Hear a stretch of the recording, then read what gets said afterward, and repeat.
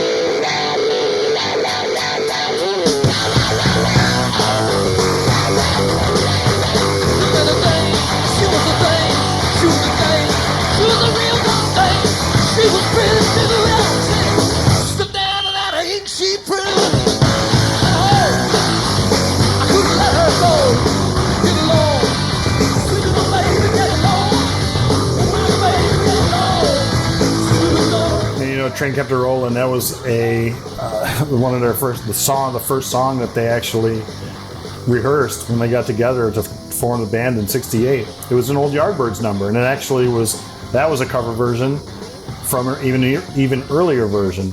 So by 1980, though, it had been out of the public eye, except for when it was on an Aerosmith album, on their live album. So I kind of wonder if maybe some of the people in the audience that night thought that Zeppelin were covering Aerosmith. Just something peculiar from that.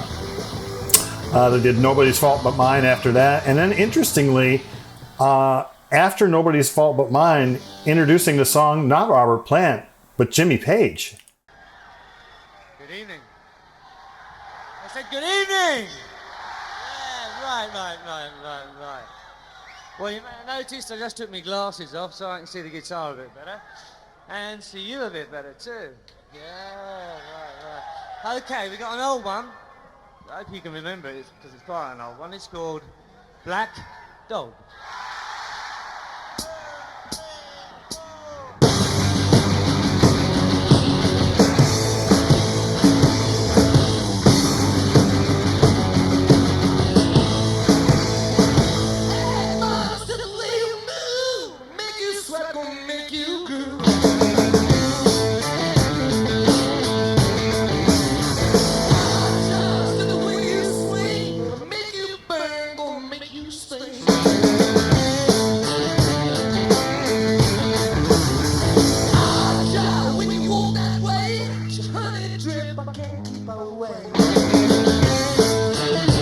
So Black Dog, introduced by Jimmy Page. I think it was the first time that we ever heard Jimmy Page speak on stage. I can't think of a time in recorded Led Zeppelin history that he had done that. But in 1980, it was the way to go. It was after the second song, here comes Jimmy to the mic. Something new in 1980, they also, after Black Dog, they played In the Evening. That was premiered in the 1979 shows off of In Through the Outdoor. They followed it up with the Rain Song. The Rain Song, a standalone song now, not paired with The Song Remains the Same. So it was nice. And then they do another song off of In Through the Outdoor, the country song that a lot of people, I think, were probably confused about. Hot Dog. It's called Hot Dog.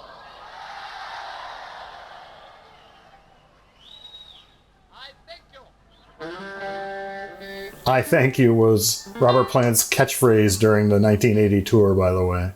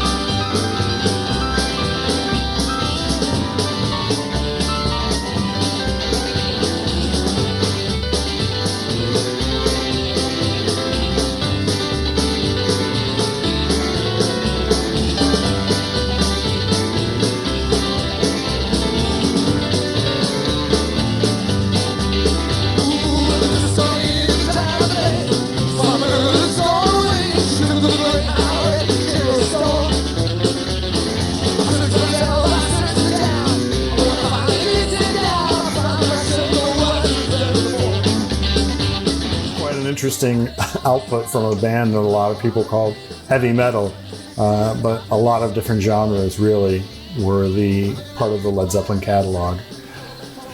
Another new song from In Through the Outdoor was premiered on this tour. Actually, it was not even done on the 79 shows, but probably the most memorable song of In Through the Outdoor, at least for radio play, All My Love.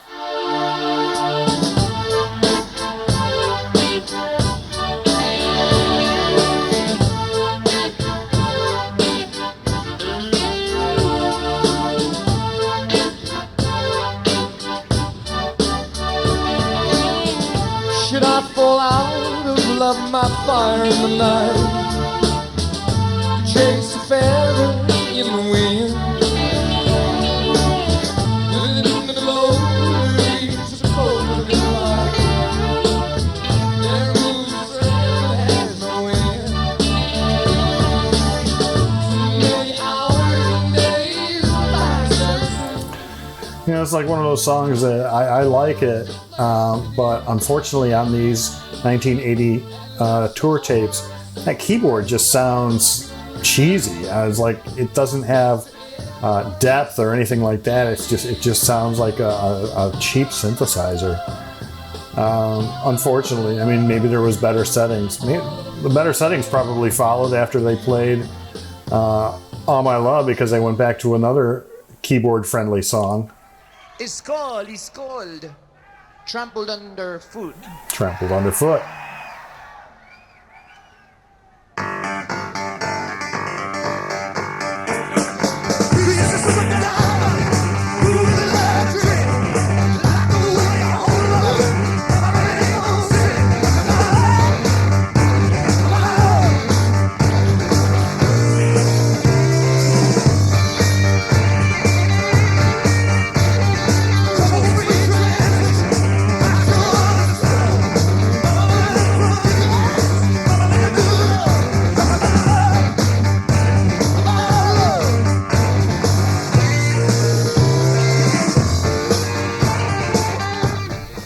let's just skip ahead a little bit.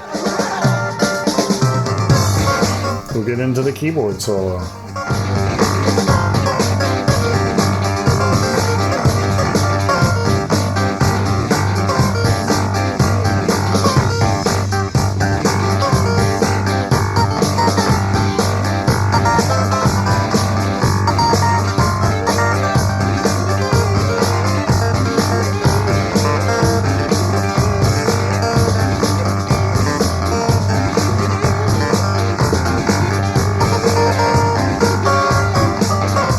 And you can hear Page bubbling in the background because he's going to come out front in just a minute.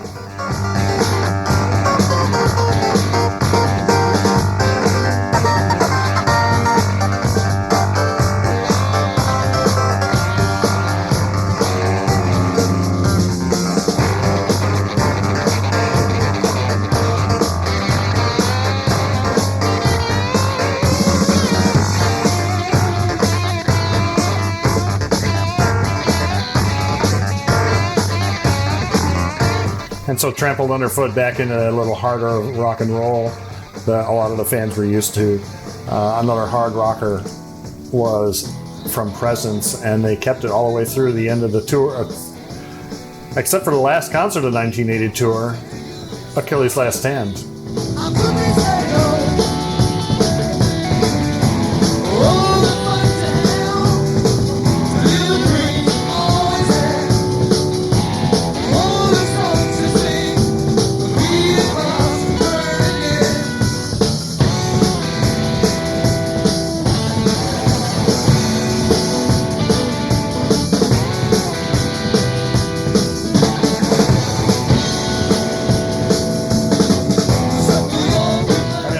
Achilles' Last Stand live because it was, you knew from the album Presence that there was the guitar army. That was what he called it, and it was, you know, I don't know, 5, 6, 8 layers of guitar or whatever, and then it comes to, well, how are we going to play this live? And the answer is, just get out the Les Paul and do it. And it sounded great with just one guitar. He didn't need the double neck even. So, and it was played a little faster tempo than on the record, which made it move even better, I thought.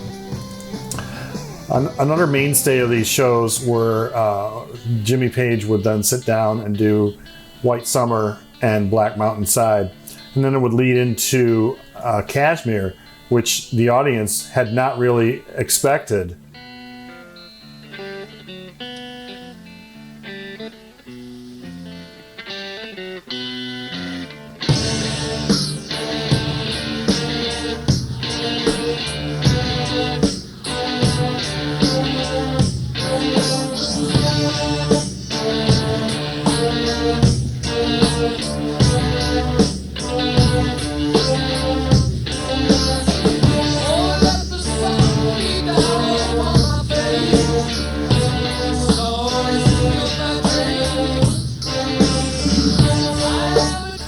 And we talked about it in another episode, the For Badge Holders Only episode, that for the most part, Kashmir was played flawlessly, but there were times that they had a little mess up.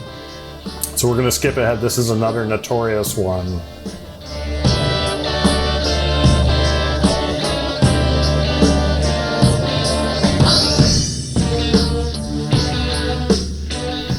It's going to take them 2 minutes to get out of this.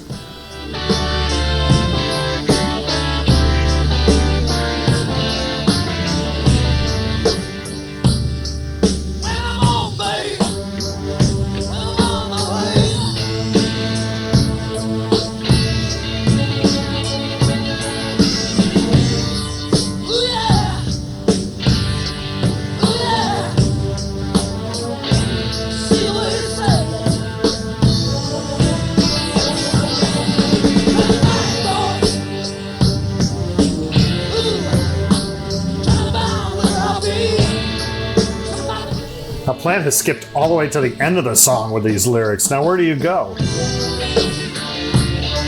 Alright, there's a descending riff, and they're going to try it again, it sounds like.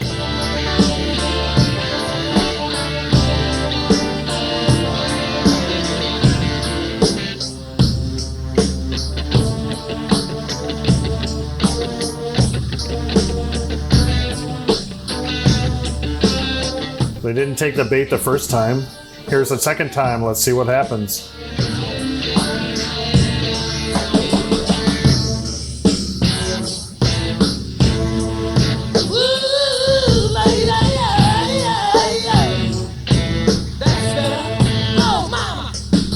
That's better. Well, yeah, it's crazy that that they blew the song like that, right? But even crazier is that this show, this CD, believe it or not, Westwood One actually broadcast this as a Superstar rock concert. It was like, and you're like, did they go and license it from Led Zeppelin? And maybe they did. But then you hear they played Kashmir. They played that whole sequence where they completely destroyed Kashmir. It's like the band would never have let that on the radio. So I'm wondering if somebody at Westwood One went to a record show like me and picked up the CD. It's like, hey, this thing sounds great. Let's put it on the radio. Woo! I don't know, but it was 90 minutes. The CD, 45 minutes on each CD or so, and like I say, the original release did not have the tape actually cuts off during Kashmir that was used for the CD. So the rest of the CD picks up after a tape flip. You get the end of Kashmir, then the Stairway to Heaven to end the show, and Rock and Roll and Heartbreaker are the two encores. And yes, by the way, I do have this on vinyl. This is the Live in Zurich piece that came from Toasted Records right around the same time. And, there were all these labels like Toasted and Screaming Oh I See You and the Trademark Equality and all of these. And it seems like all the tapes were just like, it might have been the same person, So it could have been that whoever was behind Toasted Records, for example, had the tape and decided, now's a good time to get it out and try that CD market. And of course, CDs bloomed right after that. There were so many bootleg CDs that came out after that. Of course, now it's easy because you can just download all the concerts off the internet. All of those have been digitized and you can find them easily on YouTube. So, the tour over Europe, Zurich, June 29th, 1980. Historic, probably the best of the tour. Can't say enough good things about it, even with that train wreck in the middle of Kashmir. One of the better performances of that tour. And so I hope you like that. Go out and listen to that if you can. And we'll see you again next time on Gary's Record Collection.